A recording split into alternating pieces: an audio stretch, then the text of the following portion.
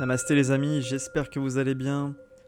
Aujourd'hui dans ce podcast, je vais vous parler d'un sujet qui concerne tout le monde quasiment. Comment réussir sa vie, ou plutôt comment ne pas rater sa vie. Il y a trois étapes qui sont indispensables pour réussir sa vie, pour ne pas la rater. Et c'est ce dont je vais parler dans cet audio. Alors déjà, la première chose pour réussir sa vie, c'est de vivre sa vie selon soi, selon ses valeurs, selon ce qu'on veut au plus profond de nous-mêmes. Si vous vivez votre vie selon les souhaits des autres, vous ne serez jamais pleinement heureux dans votre vie. C'est quelque chose qui est hyper important, je l'ai expérimenté à titre personnel, j'ai vécu ma vie pendant de nombreuses années pour mes parents, entre guillemets, et je les aime profondément, j'ai beaucoup de gratitude vis-à-vis de ce qu'ils m'ont apporté, mes parents, mais je me suis oublié dans ma vie de jeune adulte, et finalement je me suis sacrifié pour une vie qui ne me convenait pas à tous les niveaux. Et donc ce qui m'amène à vous dire qu'aujourd'hui, si vous vivez une vie d'une autre personne, vous ne serez pas heureux et vous allez potentiellement vivre une situation difficile et peut-être même une dépression si vous continuez sur ce chemin.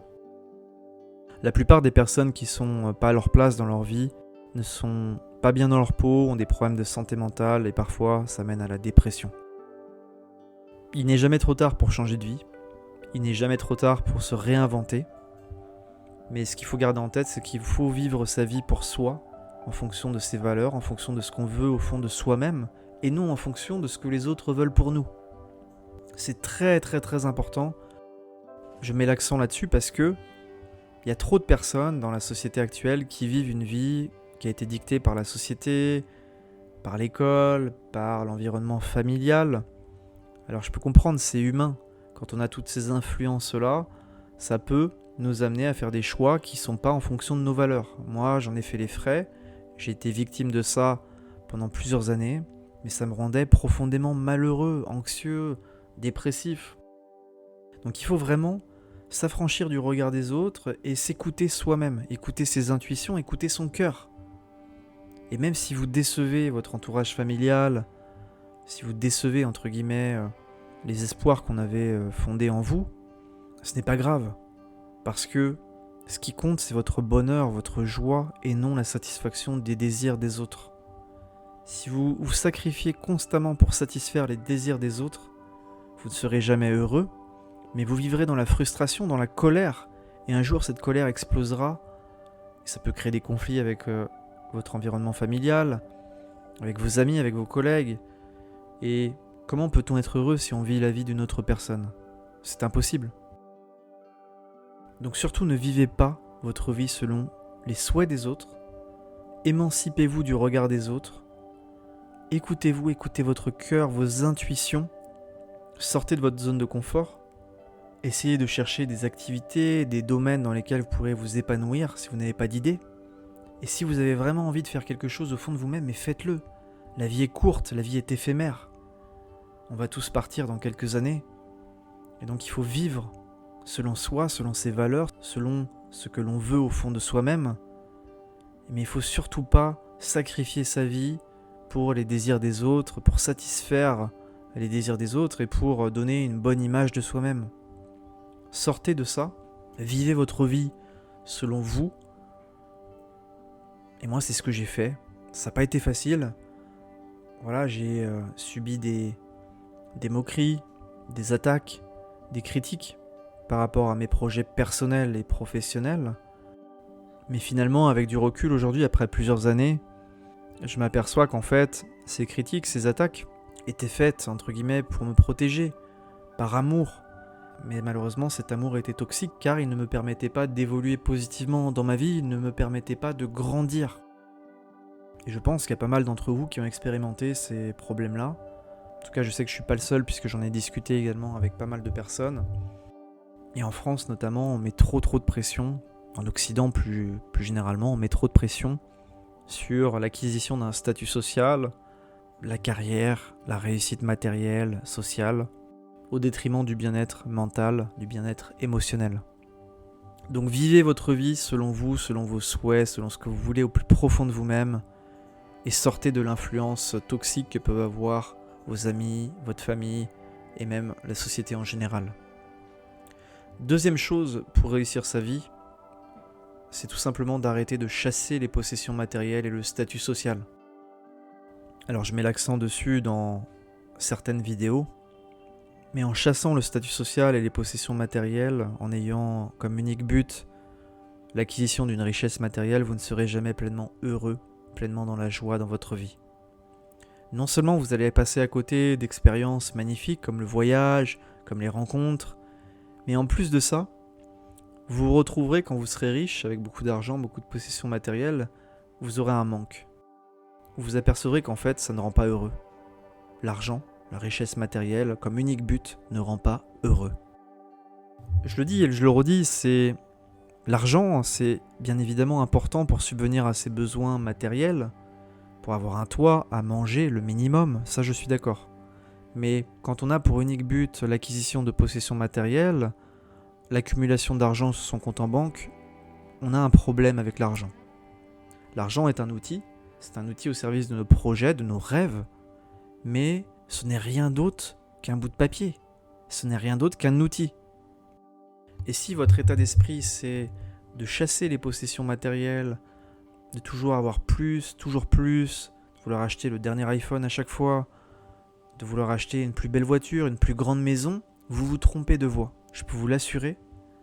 Peut-être que vous allez être heureux à l'instant T, mais je peux vous assurer qu'au bout de quelques jours, votre bonheur n'aura pas augmenté significativement avec plus d'argent. Du moment que vous avez assez pour satisfaire vos besoins élémentaires, vous pouvez être heureux. L'argent, l'acquisition d'un statut social, c'est un leurre que la société veut nous transmettre, mais ce n'est pas quelque chose qui peut vous rendre heureux à long terme. Ce qui vous fera réussir votre vie, c'est les relations que vous entretenez avec votre famille, avec vos amis, c'est la contribution que vous apportez à la société, par exemple en étant bénévole dans une association, c'est votre valeur que vous apportez au monde, c'est comment vous aidez le monde à devenir un meilleur endroit, plus agréable, plus sain pour vivre, comment vous brillez dans ce monde, parce que tout le monde, tout être humain a une valeur à apporter au monde qui l'entoure. Moi, je ne crois pas dans la phrase de notre président actuel qui dit « Dans une gare, il y a des gens qui ont tout, qui ont réussi, et il y a des gens qui ne sont rien. » C'est typiquement le genre de phrase qui me met en colère, qui me révolte parce que même si vous avez rien, même si vous êtes pauvre, même si vous n'avez pas réussi au niveau social, au niveau financier, pour moi, vous avez autant de valeur que quelqu'un qui est millionnaire et qui a un grand statut social. Les sans-abri, les pauvres ont souvent beaucoup plus de choses à nous apporter que des gens qui n'ont fait que chasser l'argent et les possessions matérielles dans leur vie.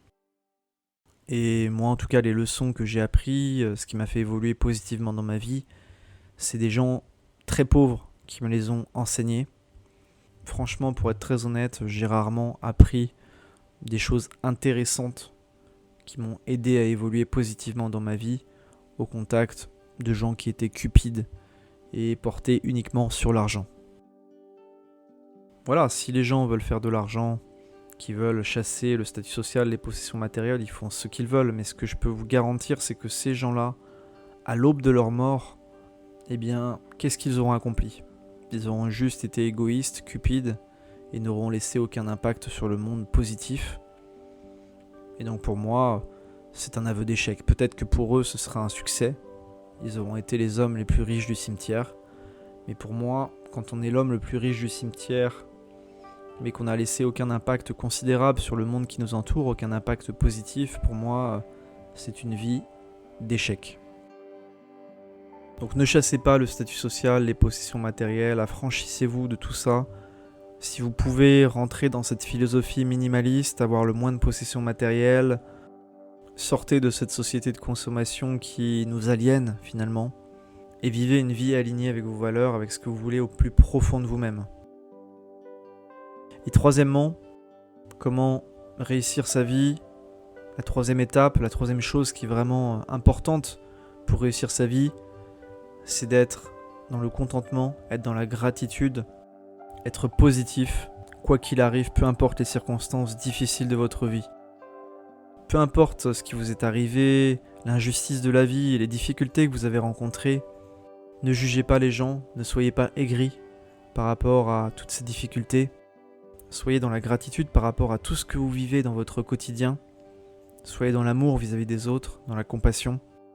Parce qu'il y a toujours quelque chose de positif en chacun d'entre nous. Il y a toujours quelque chose de positif auquel vous pouvez vous raccrocher même si les temps sont durs.